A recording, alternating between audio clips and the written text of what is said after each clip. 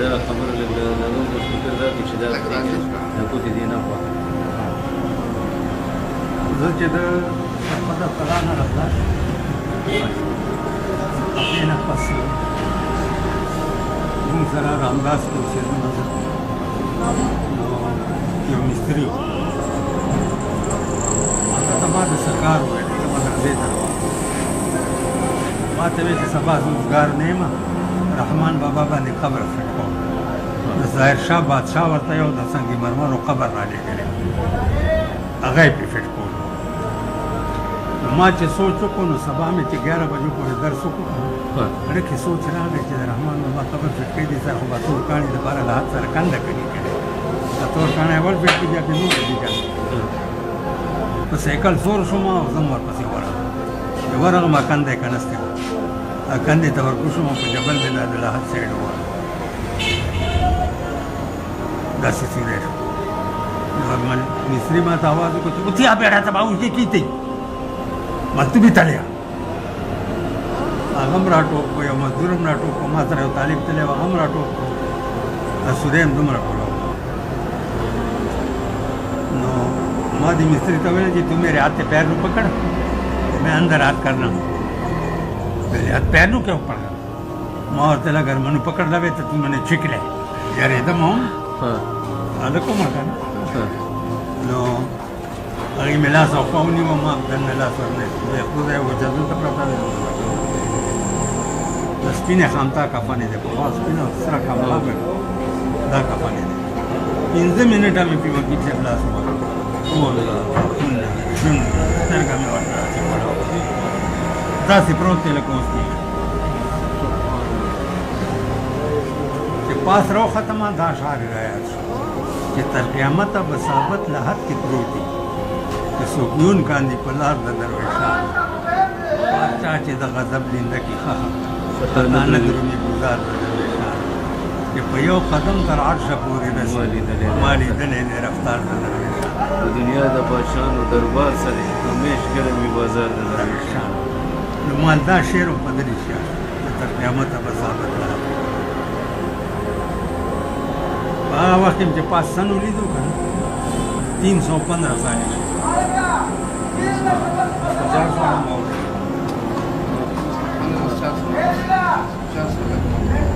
او شکل صورت هم دکه شي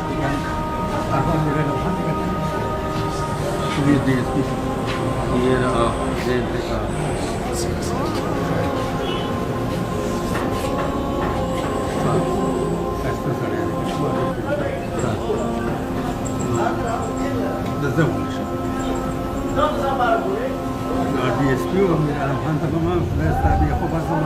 رحمان بابا ستا په شکل لیدلی دا ګیره پرېږده بس ته غم مه کوه زه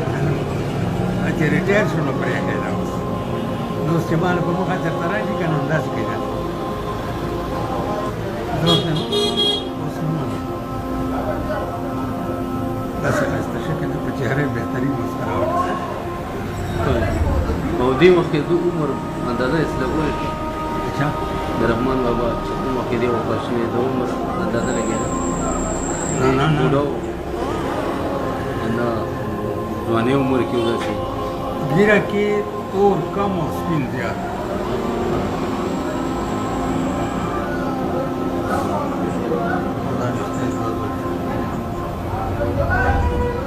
او کفن امانت بد همداسې مې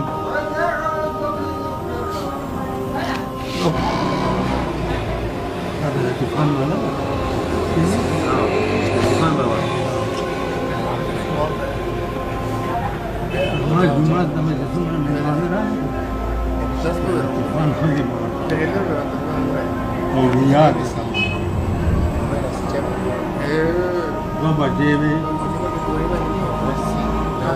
موږ ورته ناست وو چې راغی خود وهاب مول دوازه په پیسو کومه څنګه هغه یو ځای مجسټریټ وکړو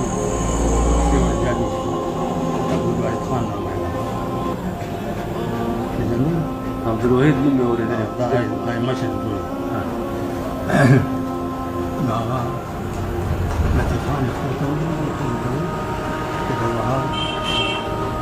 عبدالوهید مور زما څومره ته وکړي چې د خدای په نامه مړ شوی د سم مالت کومه چې مړ یې وکړو د کفن پیسې روپۍ ورکړې خپله بې الله روټۍ یې خوړه جواب د غریبانو تالي ډک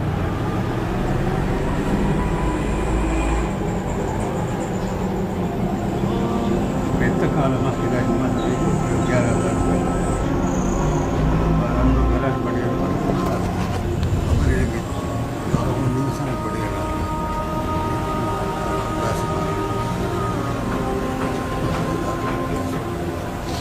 او د دې جومات ماته شپېته او تاسو چې ورکړي څومره مونږ کاریګري مو باندې جومات خپل طالب علم دا وکړو باندې چې سن 50 خو شاته اوس تر راغلي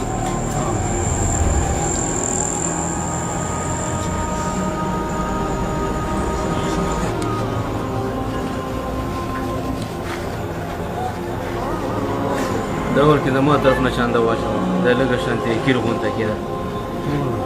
یو 500 روپۍ دي دا مې د وس وسته کېده زر مې نورې به ته خو مونږ پیسې درته ورکړي کار به پیو شي څه به پیو شي او بله نیم به پیو شي نه به درې نه پاتې شو